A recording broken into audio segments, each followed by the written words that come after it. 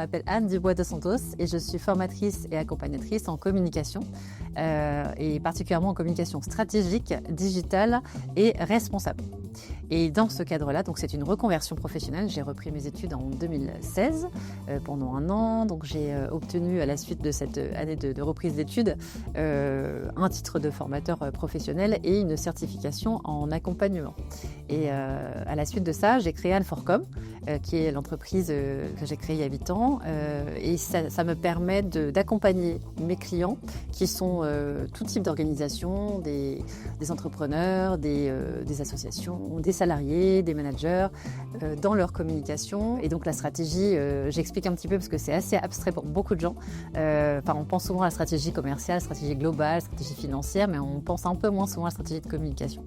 Or, la stratégie de communication, elle est indispensable puisqu'on va se poser les bonnes questions. Donc mon objectif à moi, c'est de leur faire se poser les bonnes questions pour qu'ils soient autonomes sur leur communication.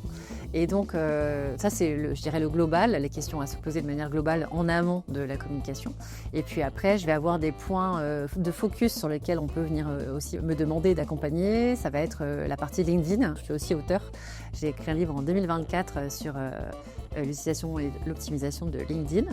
Et puis l'autre cœur de métier, c'est la communication responsable, qui est en fait un sujet pour moi depuis très longtemps et qui me permet justement de pouvoir continuer à travailler à la fois la stratégie, la façon dont on va utiliser LinkedIn de manière éthique et plus globalement comment on va réfléchir à une communication justement plus transparente, plus humaine, plus respectueuse de l'environnement tout en gardant un impact évidemment qui est l'ADN de la communication. Alors comment mon métier contribue justement au numérique sur le territoire normand? Eh bien, moi j'ai la chance d'avoir un métier qui est numérique aussi, donc je préfère accompagner en présentiel, ce qui me permet justement de pouvoir intervenir sur le territoire normand. Donc je dirais qu'aujourd'hui je suis à peu près à 60% d'accompagnement de clients normands. Et puis évidemment, comme on est en numérique, je peux aussi accompagner en extérieur de France et d'Europe, parfois même un petit peu au-delà. Mais c'est vrai que j'affectionne particulièrement le présentiel. Eh bien, j'ai la chance de pouvoir me promener beaucoup dans le territoire normand, qui est bien riche puisqu'on a quand même 5 départements. Donc il y a de quoi développer une activité et contribuer justement au développement numérique de Normandie. Pourquoi j'ai rejoint Normandie Numérique? Eh bien, j'ai réfléchi à cette question avant d'enregistrer cette vidéo et j'ai essayé de remonter depuis quand j'avais assisté au festival. En réalité, le premier festival auquel j'ai assisté, c'était le Summer Festival en septembre 2021. Et ce qui avait attiré mon attention, c'était tout simplement la venue, je vais être tout à fait transparente, de Fabien Olicard, que j'adore. Je me sers de ses vidéos, puisque ces vidéos me permettaient de faire des cours sur la communication non verbale. Et donc quand j'ai vu son nom, je me suis dit, il faut absolument que je me débrouille pour venir. Donc j'ai pas pu venir sur le reste des interventions, je suis arrivée vraiment juste pour son intervention. J'ai croisé des gens que je connaissais déjà dans cet écosystème normand.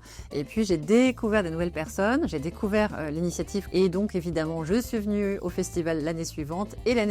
Et après j'ai pris mes journées pour réserver systématiquement. Donc là maintenant, 6 mois à l'avance, je bloque l'agenda dès que la journée est annoncée. Et ça fait 3 ans maintenant, depuis 2022 ou 2023. Que je suis adhérente à Normandie Numérique. Au-delà de ça, évidemment, il y a cette ambiance au niveau de l'association, il y a ces rendez-vous réguliers, il y a aussi toutes les propositions qui sont faites.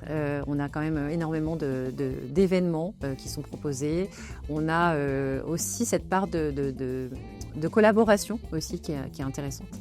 Et puis, on se retrouve régulièrement entre anciens, évidemment, anciennes, et on est très content d'avoir systématiquement des nouvelles arrivées avec leurs projets, leurs activités qui viennent enrichir le numérique de Normandie.